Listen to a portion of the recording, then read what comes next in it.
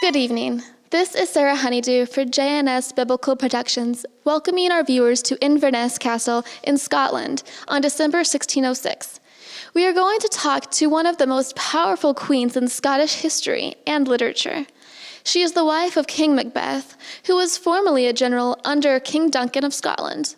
Her single most burning ambition was to be queen, a feature beyond the ambitions of her husband, King Macbeth. Good evening, Lady Macbeth. Good evening. Good evening. Lady Macbeth, could you start by telling us, when did you first get the idea of assuming power in Scotland? I'd say it began when my husband, one of the most successful generals under King Duncan, and Banquo, the other general, were walking out on the heath. Then they were met by 3 witches. The witches prophesied that Macbeth would become king, and Banquo would father a line of kings himself. My husband, previously skeptical, then began to have ambitions of becoming a king, but he didn't have a clue as on how to get there. I often had to taunt him for his lack of courage. Well, so then what happened after that? Are you saying you were the power behind your husband's rise to power? Absolutely. He was merciless on the battlefield, but didn't have any idea how to succeed in politics. You have to murder all of your opponents and enemies. So I thought of this plan. King Duncan had praised Macbeth for his battle successes, so I enticed the king to spend the night at Macbeth's castle, playing the perfect hostess.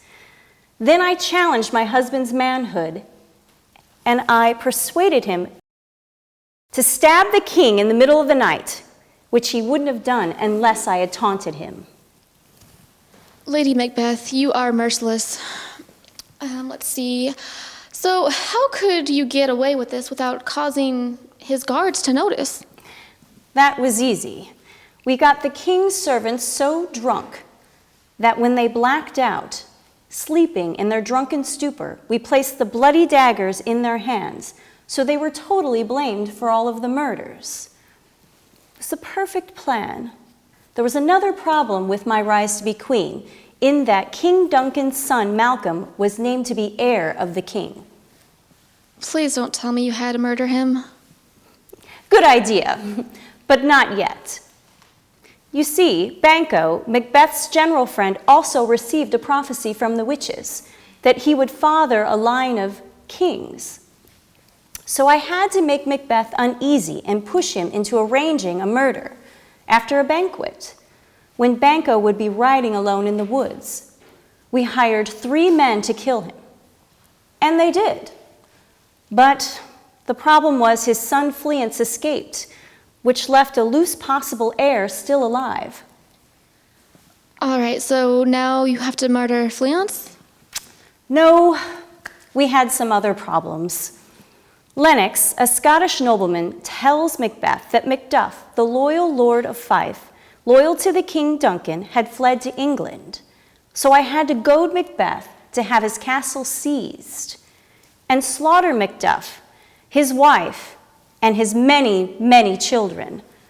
But when my husband arrived there, Macduff had gone, so he had only slaughtered everyone else, which included slitting the throat of Lady Macduff and her young son. Lady Macbeth, haven't you had enough blood on your hands? Exactly. I began to feel a little guilty, so I started sleepwalking with a candle in one hand and bloodstains on my hands, which I couldn't wash off. A doctor there and a gentlewoman thought I was going mad because I couldn't wash the blood off, but they couldn't see it. They thought it was imaginary. I'm going to have to cut you off here. Before you start encouraging more murders, I'm the Bible historian here at JNS Biblical Projections, and it seems to me that you are a woman that lacks all humanity except for the ambition to become queen.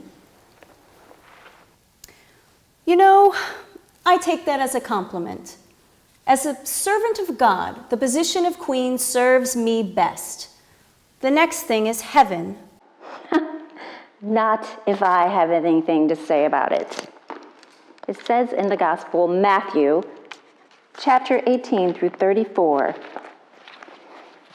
"Shouldest thou also have compassion on thy fellow servant, even as I had pity on thee? And his Lord was wroth, and delivered him to the tormentors till he should pay all that was due unto him. You were so brave in life. Let's see if you can be as brave in death."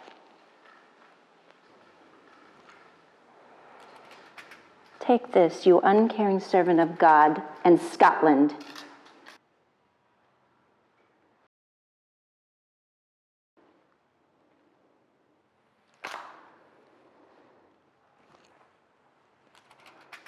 Here, let me help you.